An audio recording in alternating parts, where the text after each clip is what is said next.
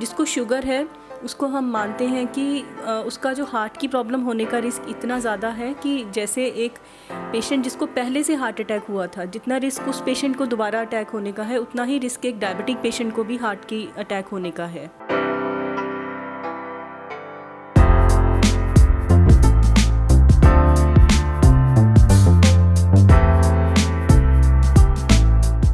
Punjab plus channel पे आपका स्वागत है। आज हम आए हैं रिनोड एंडोक्राइन और sugar specialist doctor Savita Jain, जिन्होंने अपनी ज़िंदगी में 25 साल से ज़्यादा जो अरसा है जब से ये सेवा कर रहे हैं अपनी।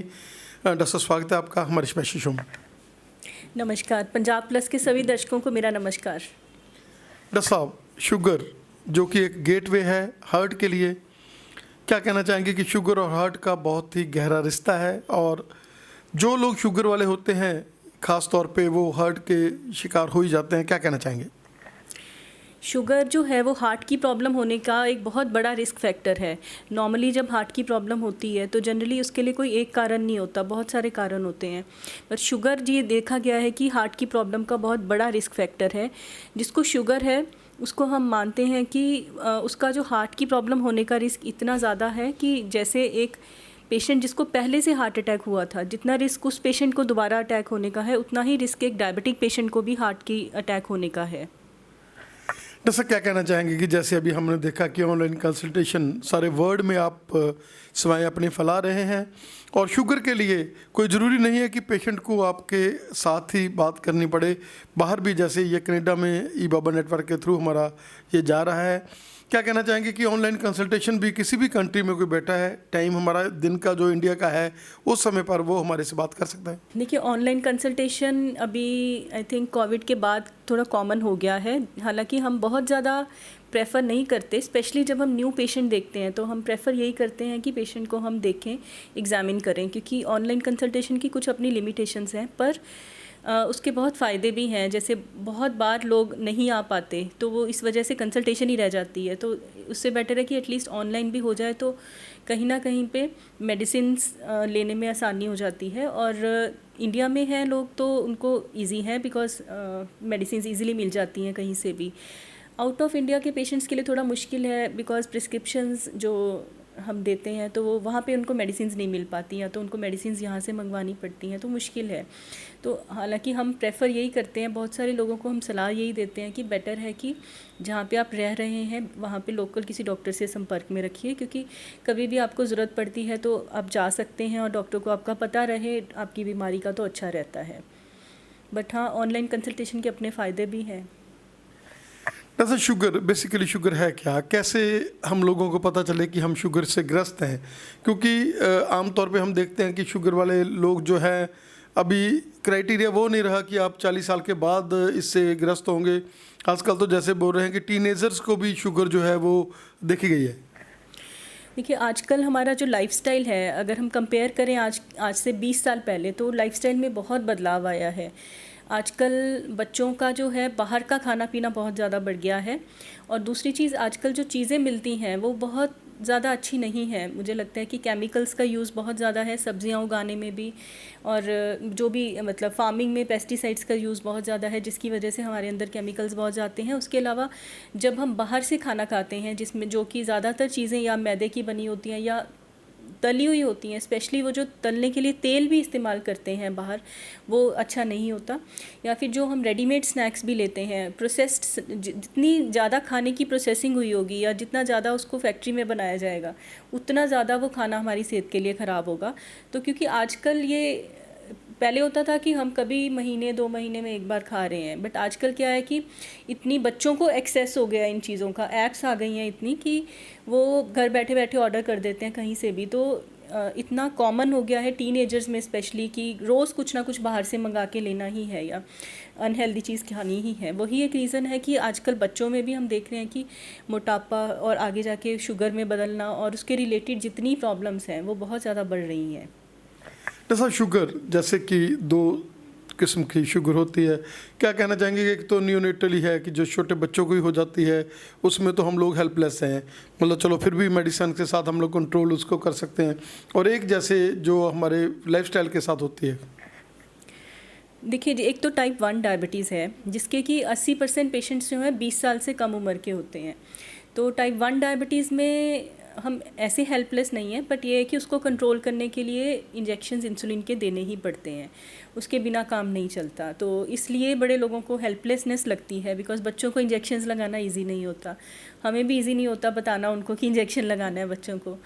तो दूसरा टाइप 2 डायबिटीज़ है जो लाइफस्टाइल डिसऑर्डर है। टाइप 2 डायबिटीज़ में भी क्या है कि 100% नहीं, बट हाँ कुछ इसमें जेनेटिक एलिमेंट भी होता है। जेनेटिक जिन लोगों को जनरली फैमिली हिस्ट्री है उन लोगों को होने का रिस्क ज़्यादा रहता है, तो बट हो किसी को भी सकता है। तो लाइफस्टाइल एक ऐसी चीज़ है जो हमारे हाथ में है, जैसे जीन्स हमारे हाथ में नहीं है पर लाइफस्टाइल हमारे हाथ में है। तो अगर आपकी स्ट्रॉन्ग फैमिली हिस्ट्री भी है, जेनेटिक भी अगर आपको है कि सबको फैमिली में है ही है डायबिटीज़, तो भी अगर आप अपना लाइफस्टाइल अच्छा रखते हैं तो आपको बहुत फ़ायदा हो सकता है। आप डायबिटीज़ का आना रोक सकते हैं या इसको कई सालों से पीछे कर सकते हैं। जैसा जो लोग आपसे जुड़े हुए हैं 20-20 साल हो गए हैं, वो लोग एंजॉय भी कर रहे हैं, कभी फ्रूट भी खा रहे हैं, कभी कभी हफ्ते में एक आधी बार मीठा भी खा जाते हैं। क्या कहना चाहेंगे कि कहते हैं हम तो डॉक्टर सविता के साथ जुड़े हुए हैं, शुगर की मेडिसिन उनके जैसे जैसे वो हमें डाइट चार्ट देते हैं वैसे हम ले रहे हैं और वो लोग एंजॉय कर रहे हैं, क्या कहना चाहेंगे? डायबिटीज़ में मैं हमेशा सबको यही बताती हूँ कि जो डायबिटिक डाइट है वो एक्चुअली जस्ट एक हेल्दी डाइट है जो हम सबको लेनी चाहिए। तो अगर आप 90% टाइम्स अपना ध्यान रख रहे हैं डाइट का, जो हेल्दी चीज़ें हैं वही खा रहे हैं, तो 10% हम कहते हैं कि चीटिंग भी अलाउड है, तो आप एक्चुअली कुछ भी इंजॉय कर सकते हैं। एंड सर क्या कहना चाहेंगे कि शुगर में किस लेवल को हमें मतलब जो मानना चाहिए कि हम लोग शुगर के आदि जो है ग्रस्त हो चुके हैं, और एज का भी क्या इसमें लिमिट रहता है कि जो जैसे 58 वाले 60 वाले जो लोग हैं और 40 वाले एज वाले लोग हैं उनके जो क्राइटेरियाज हैं वो अलग अलग? डायग्नोसिस के लिए क्राइटेरिया अलग नहीं है। अगर आपको ये जानना है कि शुगर है कि नहीं, तो वो नए नवजात बच्चे में भी सेम है लेवल और 80 इयर्स के बंदे में भी सेम है। तो डायबिटीज़ कहने के लिए अगर आपकी फास्टिंग शुगर 126 या उससे ज़्यादा है, आपकी रैंडम या खाने के बाद वाली शुगर 200 से ज़्यादा है, तो दैट मीन्स डायबिटीज़ है। या आपका जो 3 महीने वाला शुगर HbA1c 6.5 से ज़्यादा है, तो आपको डायबिटीज़ है। पर जब हम कंट्रोल की बात करते हैं कि इसको हमें कितना रखना है ताकि आप इससे आने वाली प्रॉब्लम से बच सकें, तो वो कंट्रोल के जो टारगेट हैं वो डिफरेंट हो सकते हैं आपकी एज के अकॉर्डिंग और आपकी ट्रीटमेंट के अकॉर्डिंग। जैसे अगर बच्चों में डायबिटीज़ टाइप 1 स्पेशली कॉमन है जिसमें हम इंसुलिन देते हैं, तो उसके साथ क्योंकि शुगर कई बार बहुत डाउन जाने का भी डर रहता है, तो बच्चों में हम बहुत स्ट्रिक्ट कंट्रोल नहीं करते। बच्चों में जैसे हम HbA1c का टारगेट है, वो बहुत छोटे बच्चे हैं तो 8.5 के नीचे रखते हैं टारगेट, थोड़े बड़े रह हो जाते हैं तो 8% या 7.5% तक टारगेट उनका आ जाता है। क्योंकि उसको अगर हम बहुत स्ट्रिक्ट कंट्रोल करने की कोशिश करते हैं तो लो शुगर का रिस्क बढ़ जाता है। जो यंग एडल्ट्स हैं, स्पेशली जैसे आजकल हम टाइप 2 डायबिटीज़ के केसेस यंग एडल्ट्स में 20-30 की उम्र में बहुत कॉमनली देख रहे हैं। उन लोगों में जो टारगेट है हम वो ज़्यादा स्ट्रिक्ट रखना चाहते हैं। उन लोगों में हम कोशिश करते हैं कि जो HbA1c 3 मंथ्स वाला है वो 6.5 से नीचे लेके आएँ, क्योंकि उनको भी आने बहुत सारे साल डायबिटीज़ के साथ बिताने हैं। और तो जितना अच्छा शुगर कंट्रोल रखेंगे उतना इससे आने वाली कॉम्प्लिकेशन से हम बच सकते हैं। आगे जो पहले अगर मैं बात करूं, आज से 10-15 साल पहले तक हमारे पास मेडिसिन्स की ऑप्शंस कम थी, तो जो मेडिसिन्स अवेलेबल थी उनसे भी थोड़ा शुगर डाउन जाने का डर रहता था। बट आजकल हमारे पास नई मेडिसिन्स बहुत आ गई हैं जिनसे लो शुगर का डर कम है। इस वजह से आजकल जो यंग एडल्ट्स हैं उनमें हम शुगर कम 6.5 तक टारगेट अचीव कर सकते हैं। पर इसमें वही बात है कि मेडिसिन्स के साथ साथ लाइफस्टाइल भी बड़ा इंपॉर्टेंट रोल प्ले करता है। और तीसरा अगर हम बात करें एल्डरली, जिन लोगों की एज ज़्यादा है या जिन लोगों का लो शुगर का डर ज़्यादा है, स्पेशली हार्ट की प्रॉब्लम है, किडनीज़ की प्रॉब्लम हो गई है, तो उन लोगों में भी फिर हम टारगेट इतना स्ट्रिक्ट नहीं करते। उन लोगों में भी 7 या इवन 7.5-8 तक भी कई बार टारगेट ले जाते हैं अगर उनको लो शुगर का डर है। जैसे क्या कहना चाहेंगे कि शुगर के कारण आजकल पैरों का जो है प्रॉब्लम्स, किडनी का प्रॉब्लम, आँखों का प्रॉब्लम, हार्ट का प्रॉब्लम, शुगर एक गेटवे है। जब आपको शुगर हो गया तो इसका मतलब आपके मुंह के ऊपर एक तरह से ताला या किसी बढ़िया डॉक्टर के साथ आपकी अटैचमेंट, क्योंकि ताला मैं ये इसलिए कह रहा हूँ कि हम लोगों को पता नहीं होता कि हमने क्या खाना है।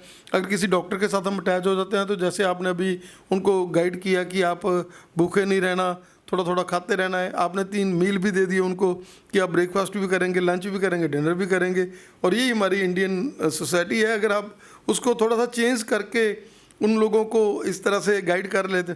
देखिए, डायबिटीज़ जो है ये पूरी उम्र रहने वाली प्रॉब्लम रहती है। आजकल हम रिवर्सल की बात करते हैं, बड़े लोग जगह आप देखते होगे, एड्स देखते होगे, डायबिटीज़ रिवर्सल, डायबिटीज़ रिवर्सल। तो अब इसमें डिपेंड करता है कि हम रिवर्सल किसको समझ रहे हैं। एक तो हम रिवर्सल, बड़े लोग इसको रिवर्सल को ऐसे समझ लेते हैं कि हम एक बार ये करेंगे उसके बाद हमें छुटकारा मिल जाएगा, हम वापस अपने पुराने लाइफस्टाइल पे चले जाएंगे।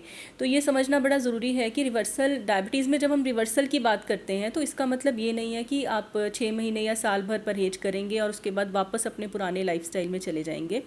इसका मतलब, डायबिटीज़ में रिवर्सल का मतलब है कि आप एक बार अपनी अच्छी डाइट कंट्रोल करेंगे, एक्सरसाइज करेंगे, डायबिटीज़ को कंट्रोल कर सकते हैं अच्छे लेवल पर जो लाइफस्टाइल आपने चेंज किया है उसको आपको सारी लाइफ मेंटेन करके रखना ज़रूरी है, नहीं तो ये आपके लेवल्स बढ़ते जाएंगे। अगर आप बहुत अच्छा कंट्रोल भी कर रहे हैं तो भी ये चांसेस हैं कि बढ़ सकते हैं लेवल्स, क्योंकि डायबिटीज़ जो है वो प्रोग्रेसिव डिजीज़ है।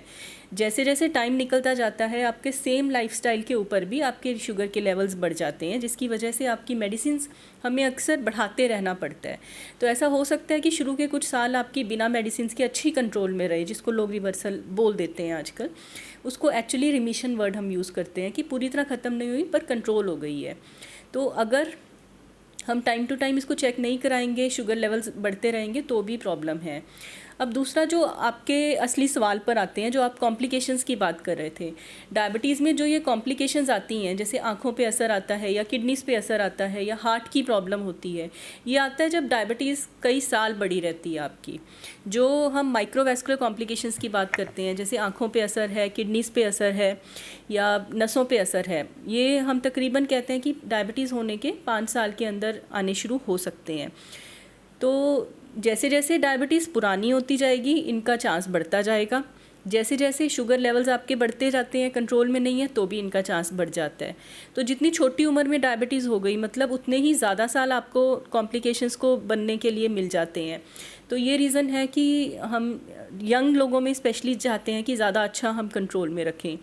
और जब हार्ट की बात आती है तो हार्ट की बीमारी का मतलब इसमें कई चीज़ें आती हैं। एक तो हार्ट अटैक हो गया, डायरेक्टली हार्ट की प्रॉब्लम। दूसरा इसमें स्ट्रोक या पैरालिसिस का रिस्क, वो भी हम हार्ट की कॉम्प्लिकेशंस में ही मानते हैं। और तीसरा पेरिफेरल वैस्कुलर डिजीज़ बोलते हैं हम, जिसमें कि हमारी जो गैंग्रीन बन जाता है पैरों को या उसको काटने तक की नौबत आ सकती है। तो ये सारी चीज़ें हार्ट की प्रॉब्लम में आती हैं, इनका रिस्क भी बहुत बढ़ जाता है। इनफैक्ट ये देखा गया है कि हमारे इंडियंस में जो हार्ट की प्रॉब्लम का रिस्क ये रहता है, ये तकरीबन वेस्टर्न पॉपुलेशन से अगर हम कंपेयर करें तो ऑलमोस्ट 10 साल पहले आता है। तो ये भी बड़ी यंग एज में आता है। अब जितनी तेज़ी से शुगर के केसेस बढ़ रहे हैं, इसका मतलब उतनी तेज़ी से आने वाले 10-15 साल में हमें हार्ट के केसेस देखने को मिलेंगे, छोटी उम्र में देखने को मिलेंगे। तो इसलिए ये बड़ा ज़रूरी है, जो लाइफस्टाइल की हम बात करते हैं वो सिर्फ डायबिटीज़ को नहीं, हार्ट की प्रॉब्लम को भी कम करने में या रोकने में हेल्प करता है।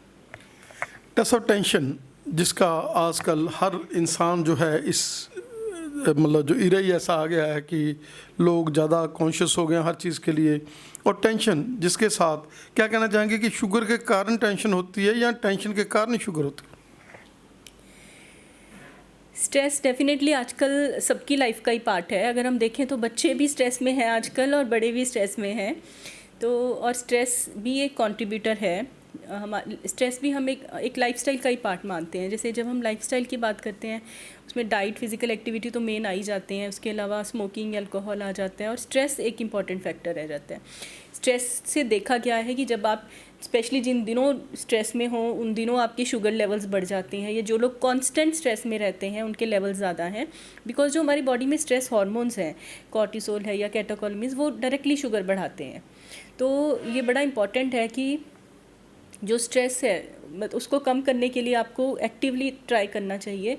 मैं तो लोगों को यही सलाह देती हूँ कि अपने लिए दिन में 1 घंटा निकालना बहुत ज़रूरी है। आप कुछ भी करते हैं, चाहे आप हाउसवाइफ हैं, चाहे आप वर्किंग हैं, चाहे आप बच्चे हैं, स्कूल जाते हैं, जो भी हैं, आपको 1 आवर अपने लिए डेली ज़रूर निकालना है, जिसमें आपको रिलैक्स करना है या एक्सरसाइज करनी है। जो भी, जिस तरह से भी, जो भी चीज़ आपको रिलैक्स करती है, चाहे वो कोई मूवी देखना या टीवी देखना हो सकता है, म्यूज़िक सुनना हो सकता है, डीप ब्रीदिंग एक्सरसाइजेज, मेडिटेशन हो सकती है, कोई आप पुरानी मेमोरीज़ देख सकते हैं। जो भी चीज़ आपको रिलैक्स करती है, तो दिन में 1 घंटा आपने अपने लिए ज़रूर निकालना है।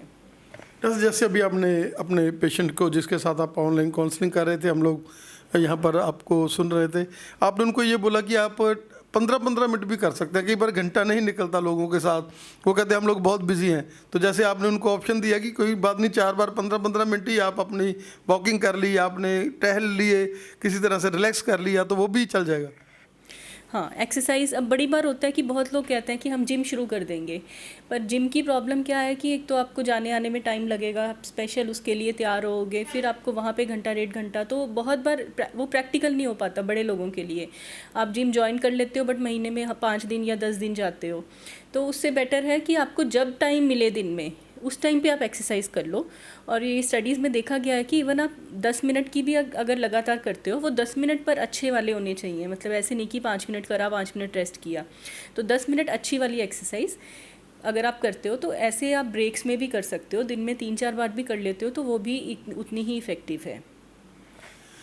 डॉक्टर साहब, आपने हमें हमेशा की तरह समय दिया, और हम चाहेंगे कि इस चैनल के माध्यम से जो भी देश विदेश में देख रहे हैं लोग, और आपकी जो यूज़फुल टिप्स हैं वो लोग अप्लाएं। डॉक्टर साहब, क्या कहना चाहेंगे कि आपका जैसे अभी 25 साल पुराना क्लिनिक है, आपने सेवा करी है, द्वीप में भी आप जाते हैं और अपना एक क्लिनिक भी आपने यहाँ पर क्या कहना चाहेंगे कि आजकल नई नई टेक्निक्स ऐसी आ गई हैं जिनके साथ हम लोग बिल्कुल शुगर के जो टेस्ट्स हैं वो बहुत बढ़िया तरीके से और बहुत जल्दी कर सकते हैं? देखिए, अगर हम डेवलपमेंट की बात करें तो डेफ़िनेटली काफ़ी चीज़ें नई आई हैं। जैसे डायबिटीज़ में अगर हम शुगर चेकिंग की बात करें, तो ग्लूकोमीटर्स तो हम पहले यूज़ करते ही हैं। तो आजकल एक HbA1c भी हम लोग इंस्टेंट कर लेते हैं, जो क्लिनिक्स में मशीन्स हैं, 5 मिनट में रिपोर्ट आ जाती है, और उससे बहुत हेल्प मिलती है हमें इमीडिएटली ट्रीटमेंट डिसाइड करने में। और दूसरा है जो एक है CGMS, आजकल हम यूज़ करते हैं CGMS, जो कंटिन्यूस ग्लूकोज मॉनिटरिंग सिस्टम। उसमें एक सेंसर है जो आपकी आर्म पे, बाजू पे लग जाता है, और उसमें हर 10 मिनट में शुगर चेक होती रहती है। तो उसमें बड़ा अच्छा हमें 24 घंटे का ग्राफ बन के आ जाता है कि किस टाइम पे शुगर आपकी बढ़ रही है या किस टाइम पे कम होने का डर है। स्पेशली जो लोग इंसुलिन ले रहे होते हैं या जिनकी शुगर ज़्यादा फ्लक्चुएट कर रही होती है, कि कभी बहुत डाउन चली जाती है, कभी बहुत ऊपर हो जाती है, उनमें वो बहुत ज़्यादा हेल्प करता है। तो शुगर चेकिंग में तो यही हमारी लेटेस्ट डेवलपमेंट्स हैं। डॉक्टर साहब ने हमें समय दिया कीमती, और वर्ल्ड हार्ट डे के ऊपर हम आप डॉक्टर्स को जो निजात दे रहे हैं लोगों को हार्ट की बीमारियों से, आपका हमें समय देने के लिए डॉक्टर साहब बहुत बहुत धन्यवाद। धन्यवाद।